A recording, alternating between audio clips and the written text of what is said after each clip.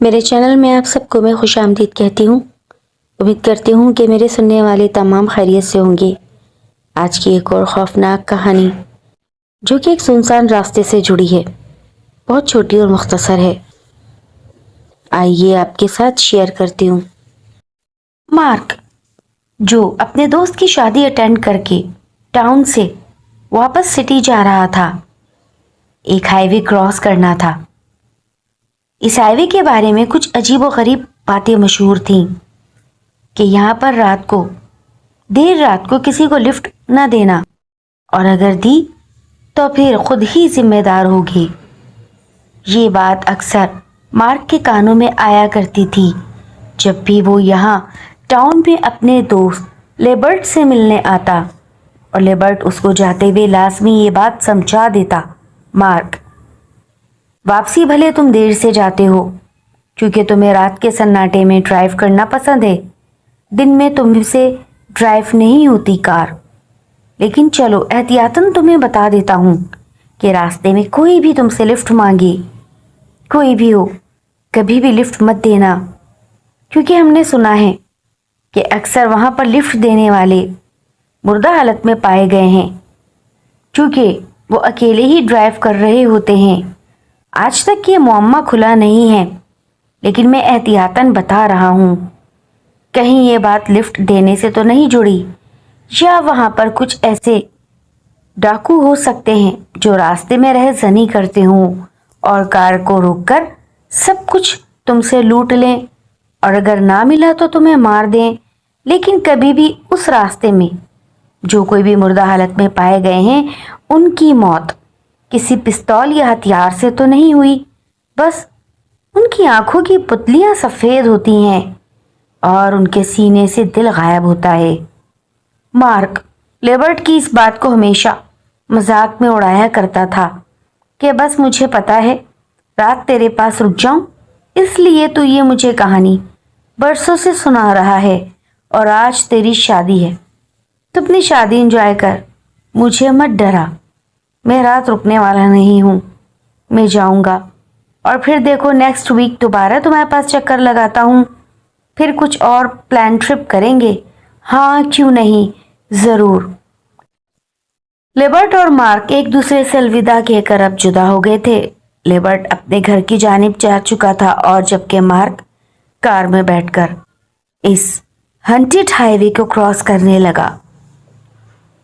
آہستہ آہستہ مارک کار کے اندر سلو ٹریکس گانے سن رہا تھا اور ساتھ ساتھ گاڑی بھی ڈرائیو کر رہا تھا۔ وہ پاس ہی رکھی ہوئی کین میں بیئر کو پی رہا تھا اور ہلکے ہلکے اسموک بھی کر رہا تھا۔ اسموکنگ کرنا اسے بہت پسند تھی، اور سردی بھی بلا کی تھی۔ اس نے کار میں ہیٹر آن کر رکھا تھا اور آہستہ آہستہ کار کو چلاتے ہوئے لے جا رہا تھا۔ راستے میں ایک چھوٹا سا گیس اسٹیشن آیا، وہاں پر اس نے فیول بھروایا اور پھر واپس آگے بڑھنے لگا۔ راستے میں ایک آدھ ٹرک دکھائی دیتے جو بہت تیزی سے زوم کی رفتار سے گزر جاتے، مانو جیسے پلک جھپکتے کوئی میجک ہو گیا ہو۔ یہ ہائی وے خاصا چوڑا اور وسیع تھا، دونوں اطراف میں پھیلے ہوئے جنگل تھے۔ راستے میں اکا دکا آبادی دکھائی دے جاتی تھی، لیکن ٹاؤن اور سٹی کے بیچ کا یہ ایک بہت بڑا ہائی وے تھا، ہنٹڈ ہائی وے، جہاں پر ہمیشہ اسے لیبرٹ ڈرایا کرتا، کبھی کسی کو لفٹ نہ دینا ورنہ پچھتاؤ گے۔ یہ تو ہے ہی پاگل، چاہتا ہی نہیں کہ میں رات کو ڈرائیو کروں، صبح کی خواری مجھ سے نہیں اٹھائی جاتی، مجھ سے ٹریفک کی نوائز برداشت نہیں ہوتی۔ مارک یہی باتیں اپنے آپ سے کرتا ہوا آگے بڑھ رہا تھا کہ یکدم اس کی نظر بائیں جانب پڑتی ہے۔ اس نے دیکھا کہ ایک لڑکی پیر پھیلائے روڈ پر اپنے سر کو جھکائے، اس کے بال اس کے چہرے کو گھیرے ہوئے تھے۔ اس نے پینٹ شرٹ پہن رکھی تھی اور اوپر سے جینز کا ہی اپر پہن رکھا تھا۔ اس کے ہاتھ میں ایک خالی بوتل سی تھی، چاند کی دودھیا روشنی میں اسے وہ صاف دکھائی دے رہی تھی۔ लगता है कि फुल नशा करके यहाँ बैठी हुई है, लेकिन इसको इतनी तेज सर्दी में ठंड नहीं लग रही। उसने अपनी कार रोक दी। कार की हेडलाइट और उसकी रोशनी सीधा उस लड़की की जानिब पड़ रही थी। मार्क कार से उतरा, दरवाजा बंद किया और आहिस्ता आहिस्ता चलता हुआ उस लड़की के पास जा पहुंचा। उस लड़की के सुनहरी बाल उसे बहुत पसंद आए। उसने गले को खनकारते हुए बोला, madam, may I help you? उस लड़की ने नजरें ऊपर न की। वो आहिस्ता आहिस्ता अपने सर को ऐसे हिला रही थी जैसे कि उसने कितना गहरा नशा कर रखा हो। उसके हाथ से बोतल छूटी और वो रोड पर लुढ़कती हुई खासी आगे चली गई। एकदम उस लड़की ने अपने दोनों पैर समेटे और घुटनों में सर दे दिया। उसे ऐसा लगा जैसे कि सर्दी और बढ़ गई हो। जंगल से आती दूर गीदड़ों की आवाजें एक अजीब सा खौफ पैदा कर रही थी माहौल में। चारों तरफ खामोशी थी। मार्क उस लड़की के पास जा बैठा। अगर आपको मेरी हेल्प की जरूरत है तो आप मेरे साथ चल सकती हैं। अगर आपको कोई भी परेशानी है आप मुझसे कह सकती हैं। क्या आपके साथ कोई मसला हुआ है?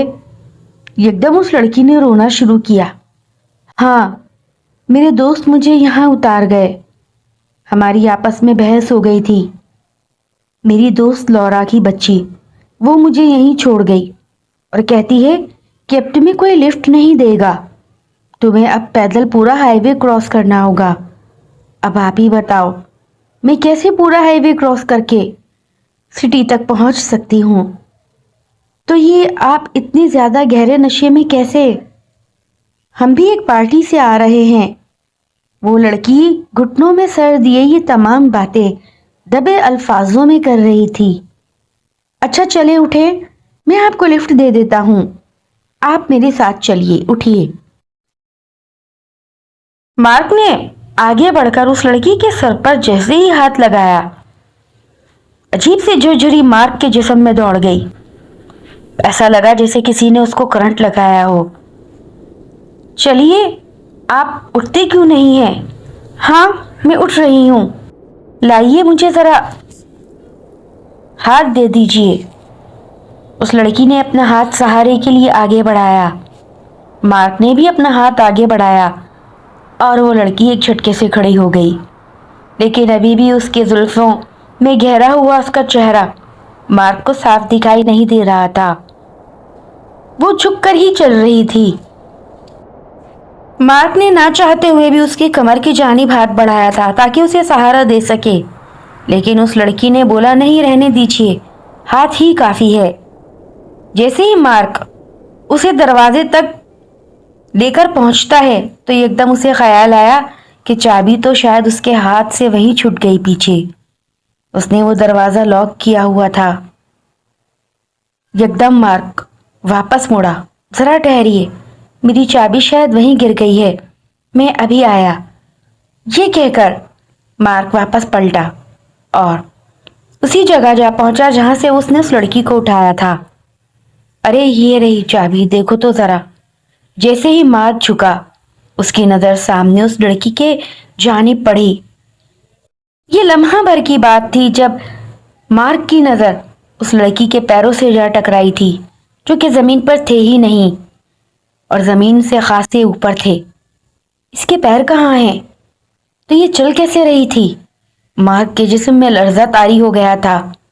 उसके हाथ से वापसी चाबी छूट गई और जमीन पर गिर गई।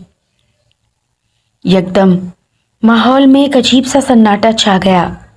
हवाएं मानो तेज चलने लगी। उस लड़की की जुल्फें उड़ रही थीं। वो वैसे ही गर्दन झुकाए खड़ी थी। ना जाने स्टैचू है, लेकिन नहीं, ये स्टैचू नहीं है। लेबर्ट ने मुझे सही कहा था, कार मत रोकना, लिफ्ट मत दो, लिफ्ट मत देना। लेकिन अब अगला मरहला यहाँ से निकलने का था। मार्क को कुछ भी समझ में नहीं आ रहा था कि वो क्या करे। एकदम उस लड़की की आवाज आई, क्या हुआ? चाबी नहीं मिली क्या? ہاں بس مل گئی، آتا ہوں۔ مارک آہستہ آہستہ قدموں سے کار کی جانب بڑھنے لگا۔ مارک نے جیسے ہی آگے بڑھ کر اپنی کار کا دروازہ کھولا ویسے ہی اس نے گاڑی فوراً آگے کی جانب بڑھا دی تھی۔ یہ کام اس نے بڑی برق رفتاری سے کیا تھا۔ اب کیا تھا؟ اس لڑکی کی ہوا میں گونجتی خوفناک کہہ کی آوازیں۔ یہی نہیں، وہ لڑکی تو اس کی کار کے ساتھ اسپیڈ سے دوڑ رہی تھی۔